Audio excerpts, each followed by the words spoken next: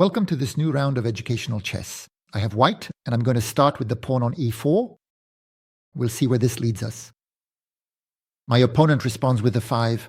I play knight f3, the classic move. I attack the central pawn. While I play a game of 10 minutes, plus 3 seconds per move, my opponent is playing knight ce6, the usual response to defend the pawn. And now I'm going to play bishop b5. I put pressure on the knight. There is a possible exchange. And besides, he plays a 6. So the main move is still to move the bishop back to a4. But I'm going to take the knight on c6. I'm going to provoke this material imbalance, since we no longer have the same pieces, and a structural one, since the pawn structure changes as soon as he recaptures on c6, creating doubled pawns.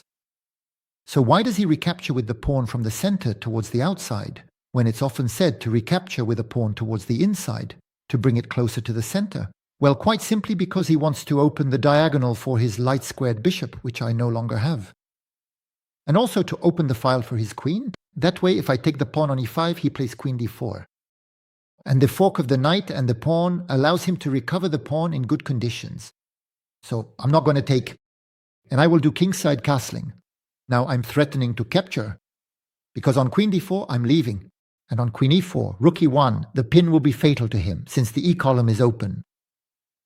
So the players are going to often protect the pawn on e5 with moves like bishop d6, queen d6, even pawn f6. It happens. See the pin h-bishop g4, and that's what he does. So why does he play? Bishop g4 on h3, he will not retreat. The main move is to play h5. Because if I take his bishop, he takes back, attacking my knight. And if my knight leaves, the queen comes in, taking advantage of the file and the opening of the h-file. Still, we play h3 anyway. Why? Because after h5, I'm not going to actually take his bishop. I'm going to keep the tension, and I'll take his bishop under better circumstances a bit later. But he immediately takes on f3, so in the end, I recapture with the queen. Now, there's no longer the issue of losing the bishop since he just exchanged on f3. The only imbalance we can notice is the imbalance in the pawn structure. And for now, this pawn structure favors me, but I still need to know how to take advantage of it. He plays bishop to d6. Well, so I'm definitely going to try to play d4. But as soon as I prepare this push to d4, he's definitely going to play against me. c5. It won't be so easy to achieve the d4 push. I've seen in some games with this pawn structure that white can also play d3, move the queen, and support the push to f4. And after the capture, take back with the bishop, and if recaptured, take again with a rook. So I can move the queen, for example, to g4 to attack the g7 pawn and prepare the push to f4. Or I play c3 to prepare this push to d4. But after c3, c5. And after c3, c5, if I play rook d1 to support d4, well, in square of d4, there will be a double capture. And after rook takes, bishop h2, check. And he will be able to take my rook. That's why it's not easy to manage to play d4 anyway. I'll simply settle for d3 for now. I'm freeing my bishop on the dark square. As for my knight, it does not have to use the c3 square, which is not a very good square, by the way, because the knight on c3 can't go anywhere. It can't go to b5, it can't go to d5. But sometimes there are ideas like knight d2 with knight c4. And with the b5 push, it weakens the pawns. We'll have to see what happens, for example, with moves like knight a5. But now he plays queen f6, he offers the exchange of queens. So that interests me. Queen takes, knight takes, f4, pawn takes, bishop takes, rook takes, and I have a better pawn structure. I'm also looking at knight d2. He takes, I take back. That's interesting too. It's hard for me to know which is the best option. Both options seem interesting to me. All right, I'm going to choose the option I mentioned to you, I think. Namely taking on f6, followed by f4. We'll look at the analysis to see which option was the best one. And I play f4. My idea is to open the f-file and always take advantage of a slightly better pawn structure because of these double pawns, which took away his control of the center. He takes, there we go, there's the exchange. Now he can give a check. It's nothing serious. I can simply move my king. But you see, this exchange of the e5 pawn for the f4 pawn allows white to have a longer semi-open file than black. And so maybe just simply more influence for the rooks. He plays queenside castling. He's waiting. Bishop takes to recapture with the pawn and improve his pawn structure. And if I try e5, the fork actually, he'll play bishop c5 check, and then his knight will be able to move and there won't be any fork.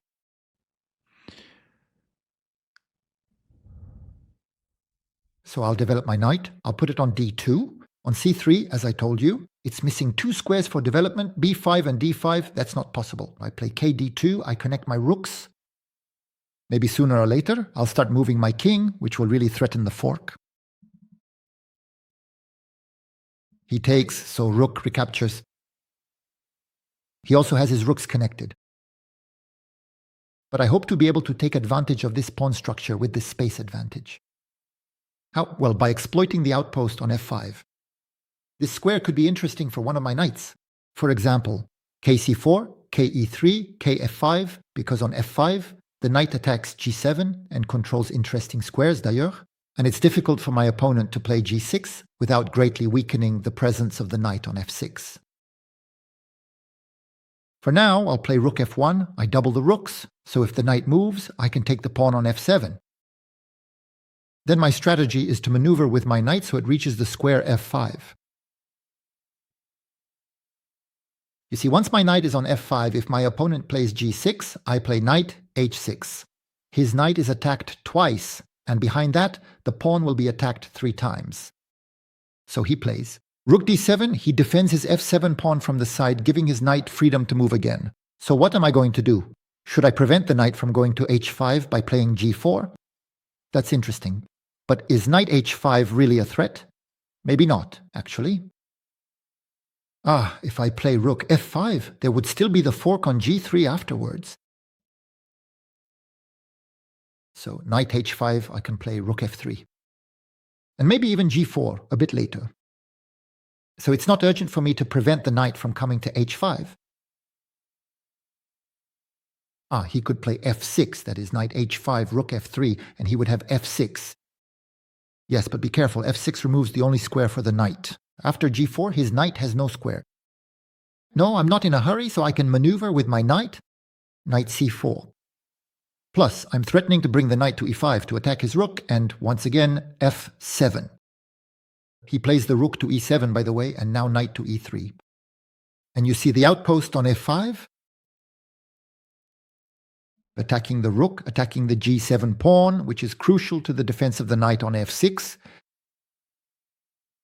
So he plays knight h5. So, if I play rook f5, I'm the one who gets caught by the fork on g3. So I'll play rook f3. Moreover, this placement of the rook in relation to the knight, 1 square diagonally apart. You see, when a knight attacks you, if you put a piece on a square that's 1 diagonal away like this, well, that's the longest path for a knight to come attack you again. It avoids forks for quite a while.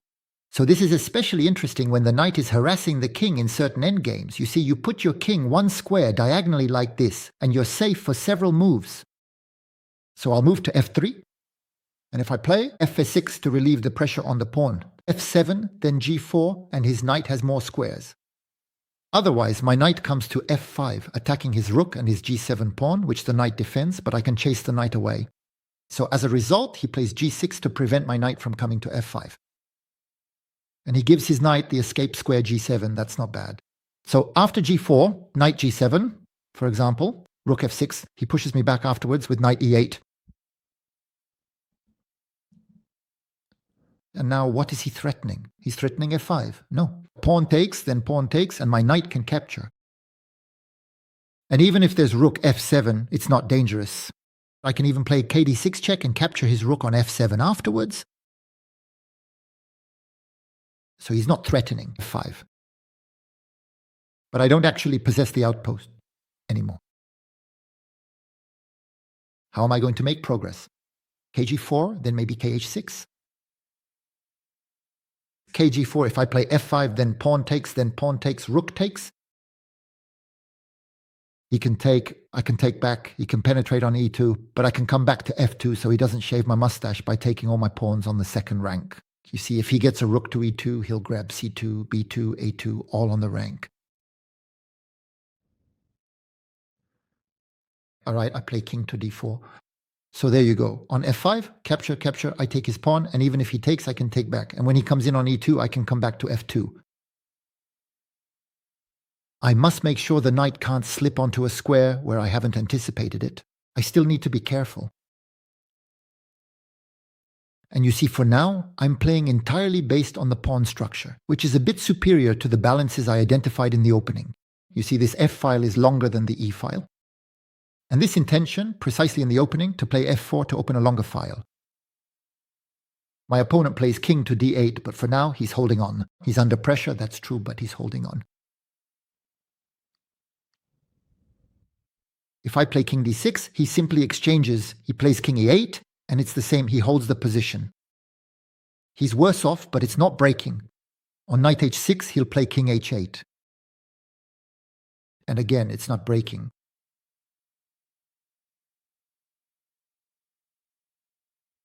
I'm disappointed it's not breaking. And now I don't have any more plans for progress. My time is starting to run dangerously low, and I don't have a plan for progress. I don't know what I should do.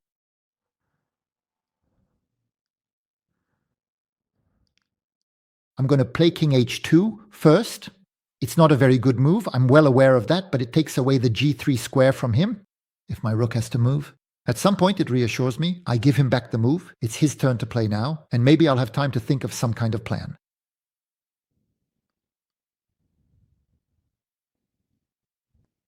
It might be worth trying to maneuver my knight to the g5 square, but the path to get there is not immediately obvious.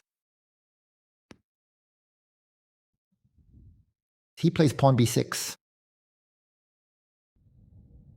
I think I'm going to put my knight back on e3. f5, capture, capture, knight takes, everything is fine.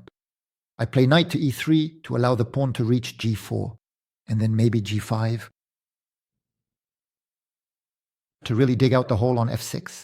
Now careful, because he plays b5. He creates squares weaknesses for my knight. That could be interesting. Especially this square here.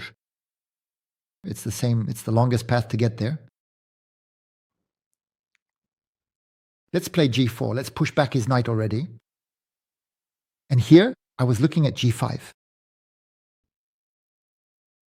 Shall we play it? g5, we dig out the hole on f6. That's what I needed to bring in, to f6 actually.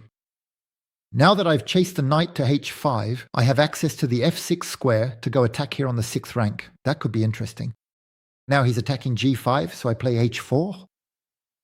But I should have played rook f6 maybe earlier. Well, maybe I didn't have the opportunity. If he moves his pawn c, I have access to the square d5. He plays that. I'm going to play a4. If he takes on a4, I put my rook on the a file, and the targets are interesting. If he pushes to b4, I get the square c4 to go after the pawn on a5. If he holds his position, I think I'll play rook a1, then take and win the pawn. He just pushed, so here we go, knight c4, that's interesting. The pawn on a5 becomes a weakness. And my knight can also access the square e5 to threaten if he takes, c6 the fork, but also to attack f7 for a third time. But now he's attacking my rook. So I'll have to retreat to f2 to defend the pawn on c2. I don't have much time left, but there are those 3 seconds of increment. He might play king d7, because if I take a5, he won't be able to play. Rook a8, he will lose here, so that he pushes en passant, of course.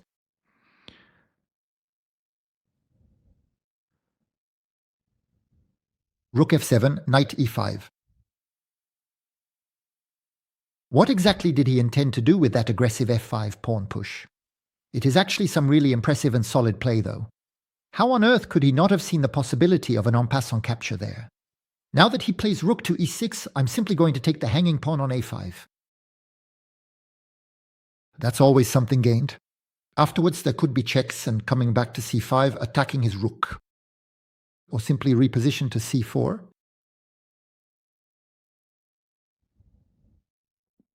He comes there.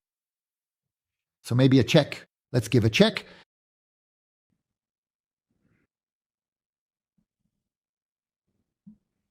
Should I go to c5? I go to c5. I attack his rook. If he comes here, I don't know. No, he comes there. I'm going to push a little further. Let's try to push the pawn as far as possible. The knight is well placed. It prevents the king from becoming active. That could be interesting. On the other hand, his knight is bothering me. But now he offers the exchange of knights. So I'm going to accept because his knight was putting pressure on the pawn on c2. And it was unpleasant. I'm going to improve the position of the king a bit. I know I could lose pawns on f7 if he approaches with the king. But the endgame is winning with the distant passed pawn on a4. I'm even going to look for it. Maybe the exchange of a pair of rooks with rook f6. So really, it's the capture of the pawn on a5 that made the difference. I'm improving the position of the king a bit more. Because if he plays h6 to prevent my king from getting in, I have rook f6, which attacks g6 and c6. If he doesn't play h6, my king can enter the position. It could be a decisive infiltration by the king. You see how the f-file has paid off? So he plays rook e5. I'm going to play rook f6. I'm attacking the pawn on c6 with rook e5, which was preventing my king from getting through.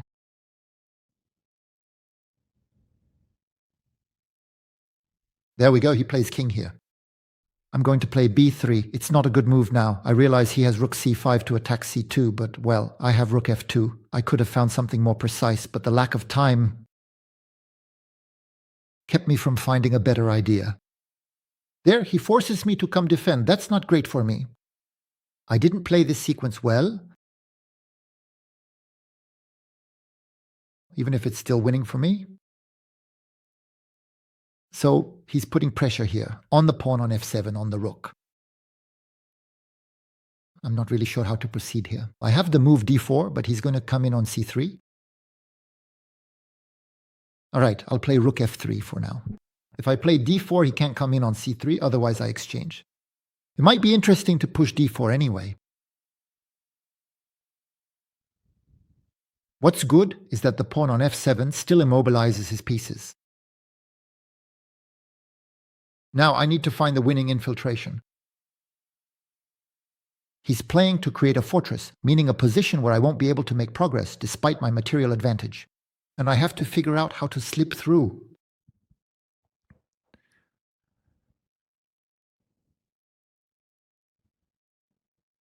I have 2 pawns up, we should be able to do it. He's checking me, so now he's forcing me to move back. I don't have a choice anyway.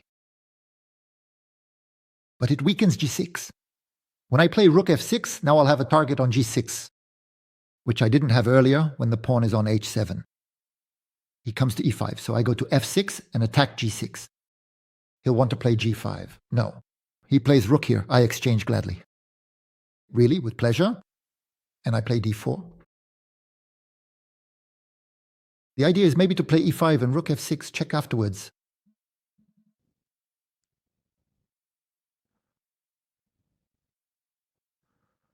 I would need to have my king eventually on e3. Maybe play that first. Rook f4, king f3, king e3, e5, rook f6. That way, when he comes to d5, he doesn't infiltrate my position. He doesn't attack the pawn on d4 since the king defends it. Maybe there's even a way to checkmate his king because his king has very few squares. But he moves back. I play rook f4. Every time he trades, he loses. The a-pawn is going to be decisive. I bring my king to e3, then I'll play e5. There are certainly more straightforward methods of achieving victory, but this particular one is completely free of any potential risk.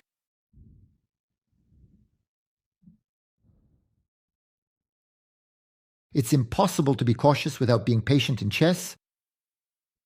So e5, rook f6 is coming now. King d5, I don't have mate, but I'm not far from it. So here I play rook f6. I could also push the pawn e, so he pushes here. Here, I'm even considering pushing the pawn e actually. He'll capture with check, but that's not a big deal.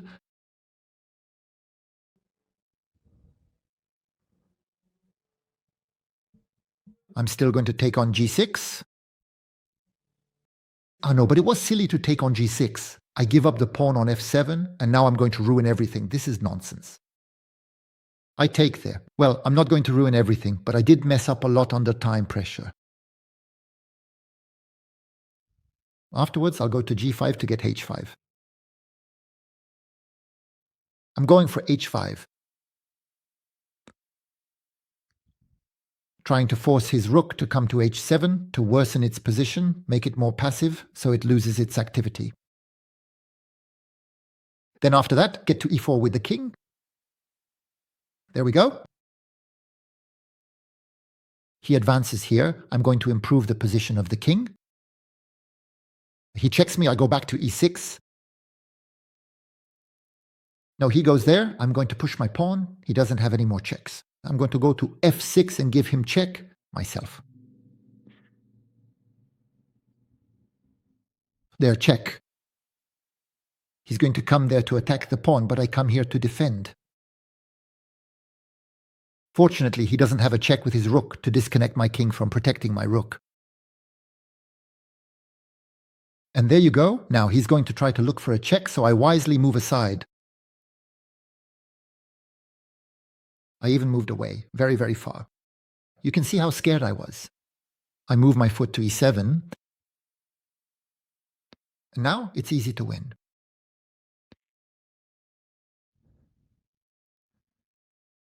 Simply f7, we push the pawn a, and that'll be good. He takes, but now he loses his rook. Well, now that's a desperate capture, of course, but we'll play to e4, then move to c4. Here, I don't understand why he keeps playing, because he's a good player. He knows now that it's lost, especially since this is a game with increment. And it's not even the time control I chose, it's the one he suggested. He knows very well that in this game there's an increment, a small addition of time with each move. And there you go, he resigns. So the computer gives me 94% accuracy versus 91% for my opponent. But what's interesting is the opening. I'll show you the different variations. So look at this opening. e4-e5, nf3, nc6, bb5, which is called the Spanish game. And here I'm about to take his knight to win his central pawn. Actually, you don't win it right away. He plays a6. So I went ahead and took his knight. But the main move is times 4. You keep the tension. And if the opponent plays nf6 to attack the e4 pawn, you can defend this pawn, but you can also make kingside castling. Because if the opponent takes the pawn on e4, actually, you get it back with the pressure on the file. Rook to e1, or even better, d4 first to push out the pawn on e5 so that rook to e1 arrives with more force. So you see, the main move really is x4. We're not afraid of kf6 with kingside castling. As I just told you, and after the b5 push, we simply put the bishop back to b3, just like in an Italian game where the bishop is placed on this diagonal and targets the pawn on f7. But I decided to go for the exchange variation. It's a variation that the former world champion Bobby Fischer used to play. So my opponent recaptures with the pawn from d7 to c6, because if I take the pawn on e5, there's the queen. d4, the fork, I can save my knight, but he gets back the pawn with check. And in this position, black have a slight advantage. Often my students think that the small advantage comes from the fact that the king is uncastled, but that's not the square at all. That's not what gives black an advantage, because white can play just fine. Rook to e1, king to f1, and the king will have castled with the rook on the file. No, the real problem in this position is more of a medium and long-term issue. Not a short-term one, it's not the king's problem, it's more of a medium and long-term issue. Because black have the pair of bishops, while white only have one bishop. Well, they do have two knights, that's true, but in a very open position, with no pawns blockage. The pair of bishops will have a greater influence over more squares. That's why, after the exchange, I do not take the pawn on d5 right away, but instead I kingside castling, because this time I would be threatening to take the pawn on d5. If queen goes to d4, I come back to f3, and if queen goes to e4, it's me who will trap the queen with rook to e1 and the pin on the e-file. And so black can defend in several ways. There's bishop d6, which is possible, queen d6. Maybe if black intend to do a queenside castling, they will look to defend e5. rather with the queen. But even f6. So it might have surprised you in the game when I told you that black could also play a move like f6, because most of the time in the opening it's a very ugly move. This move to f6. But here, there's a particularity, which is that I no longer have my bishop on the white square, and my opponent still has theirs. So in reality, in this position, the bishop on the white square will take care of defending the weaknesses on the white squares, and the pawn structure holds the black squares. And the knight sacrificed to play queen h5. The check afterwards doesn't work that well for white. Of course, black won't play g6 because there would be qe5 with the fork on king and rook. But black can play rd7, for example. And it's true that the queen can capture the pawn on 5, but qe7. And we shouldn't forget that black, in this position, have an extra piece.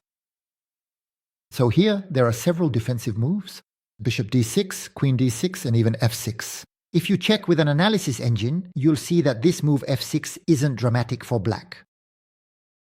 And there's another move, the one my opponent played, bishop g4. After all, it brings into the fight the bishop on the white square, the bishop I don't have, with the pin. And so you have to play h3 and not hesitate to push back the bishop. Besides, if it retreats to h5 with the push g4, and then capture the e5 pawn. Even if advancing the h and g pawn might compromise the king's shelter, winning the central pawn, especially since black are not very well developed, is ultimately a very good option. So my opponent will take on f3, but h5 is the most critical move, because here I can't take the bishop, I know that. In fact, I told you in the video, because if I take the bishop, my knight is attacked, and he will immediately win my knight, because moving the knight opens the h file for him with a decisive attack. So what would I have played if my opponent had played h5? Well, I would not have taken the bishop right away, and I would have developed, for example, with a pawn to d3.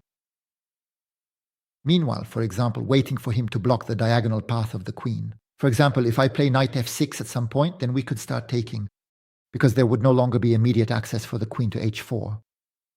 And then, if my opponent doesn't block the arrival on this diagonal, maybe he'll actually have trouble completing his development. And I will continue to develop. Maybe bishop to e3, maybe knight to d2, maybe rook to e1, the other one, knight to f1, maybe, and at some point, capturing on g4 will become possible. Now, I don't know exactly when. That's why I played this position, because I actually wanted to play out this game and try to discover some of the subtleties of this position to know at what moment I could take the bishop. But my opponent on h3 immediately took. And after that, he ended up playing bishop to d6. And here I wondered how I should develop. Should I try to play for the d4 push or for the f4 push? Because you have to look for the levers, of course. Levers are positions where you can try to open the files. It's the pawn tensions that allow the files to be opened, especially since I'm better developed for now. My king is already safe, so I need to look for ways to open up the position. And I played d3. He played queen to f6. So I decided to take, which is actually the best move, even if it develops the knight, because I had this idea of pushing f4. The computer prefers preparatory moves. It's not such a fan of pushing f4 right away. But it doesn't worsen the position. You can see on the evaluation bar, the f4 push makes it drop a little, but not by much. It prefers other moves like f3 first, knight d2, other possible moves. But I liked it. f4. Capture, bishop takes. Here, he did queenside castling. I don't want to take, so as not to fix his pawn structure for him. I don't want to play a5 because of f5. So I played knight d2. And the position gives me a slight advantage. He takes on f4, so I recapture. And you see, this is a position where there will be pressure on the file, and the knight maneuvers to try to destabilize his defensive pawn structure on the king's side. So he plays rook f8. I bring the rook back to f1. He plays rook d7. And here I missed an opportunity. The computer says that the push to e5 was very strong. That's right, because I attacked the knight and afterwards I can push e6. He's going to play knight h5 to attack my rook. But what I hadn't seen is that the computer even suggests pushing e6 immediately. Because after knight takes rook, I take his rook with check before recapturing his knight. So it's actually a decisive move. And after rook e7, I break through on the 7th rank. I take on f7. So I missed this move. e5 here. I played kdc4. I already had my plan to exploit the outpost on f5, actually. So he plays rook e7, I play knight e3. He plays knight h5. He attacks my rook. I retreat to f3. g6, I play kdg4. He puts his king on d8, king h2. The pawn b6, knight e3, the pawn b5.